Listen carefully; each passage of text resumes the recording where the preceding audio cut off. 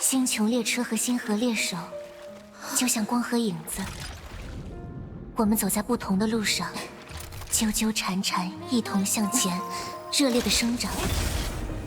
也许终点是确定的，但它不是现在。这个进展过于顺利，必须再上去使用加速了。人的一生太过短暂，就像扑火的飞蝇。所以，如果你心中也有了某个答案，永远记得，不要给自己留遗憾。我们有这个权利的，对吧？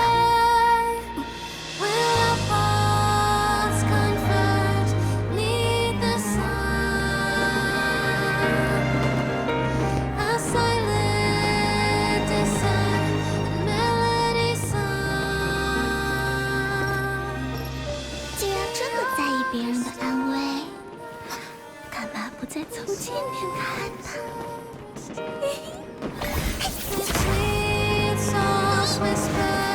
你看，在这片梦想之地，一切都被允许，一切都有可能。